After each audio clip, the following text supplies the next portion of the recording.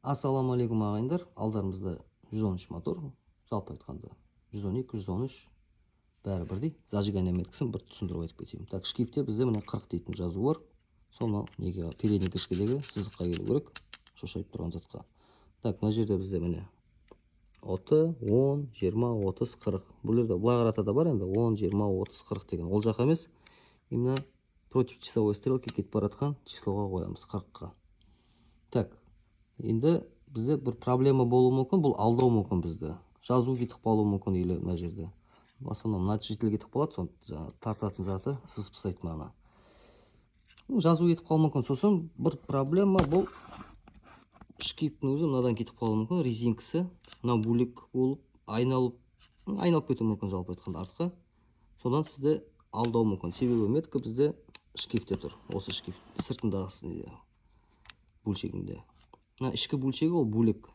Ол валға қатырылатын мертвый болып. Сондықтан егер де жаңада метка көрінбей жатса, іштегі шпонкаға қарасаңыз болады. Шпонка дейтін тіп-тіке жоғары қарамайды, кішкене пассажир жаққа уклон болады. Чуть-чуть. Осы метка.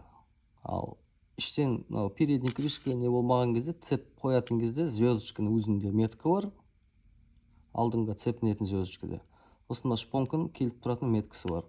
Іште көрсетілген бәрі. Бұл енді беттер жабық, қазір сыртынан көрсетеміз. Так, астын түсінікті 40 градусқа шығады. Енді үстіне келеміз бұйырса. Так, үстіне келгенде үстінде бізде мынандай специальный тыртықтарымыз бар. Распредтің бойында. Соған біздер шестигранник саламыз. 6-лық шестигранник. Любой мынандай Г-образный. По плоскости головки жату керек бізде. Мына жағы да дәл солай. По плоскости головки жату керек. Ішке қарау керек. Сыртқа қарамау керек. Ішке. По плоскости головки. Екеуі ортаға қарайды сонда. Так, бұл енді крышканы ашып, головка түсірген кездерде қойылатын меткалар. Ал жалпы мотор жинап жатқан кездерде новый цеп, өздері меткасы бар. Ол мен де қоюға болады. Іште жаңа айтқандай звездочкада меткалар бар. Цептің қоятын. Цепте специально қара, сары звенолар болады. Бөлек төртеуі. Мынада қара болып тұр ғой. Бұл енді былай қойдық.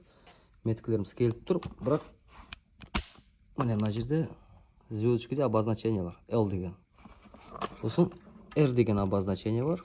Мына жерлерде тұр ол. Так, міне. R дейтін обозначение бар астында. Бұл звездочка оң жаққа да сол жаққа кете береді. Бұл жерде левый, правый дейтін жоқ. Просто левый жаққа қоятын болсақ, L-ді алып келеміз. Мынандай метканы L-ге келеміз. Правый жаққа қоятын болсақ, R дейтін жазуы бар. Сол R-ге алып келеміз міне. Ол правый жаққа кетеді. Мына астында наш кетеді міне L бар. Шатастырып алмау керек. R-ді R-ге, L-ді L-ге жазуды әкеліп қоямыз. Меткісі осы. Бұл жерде енді іште цеппен қойылатын меткалар бар. Жаңа түсіндіріп айтқан сияқты. Сосын сырттан тексеретін, или сырттан да головка шешкен кезде қойылатын метка бар. Жалпы кеңінен таратылған бұл меткалар интернетте. Біздің каналда да өте көп бұл меткасы туралы. Бірақ енді ескі видеолар, бұлар до конца қарамайды, астыңғы жақтағы видеолар. Сондықтан дәл сол информация свежий. Осы меткасы 112, 113. 112-де тек балансир бар ішінде. Ол енді бөлек. Оныкі.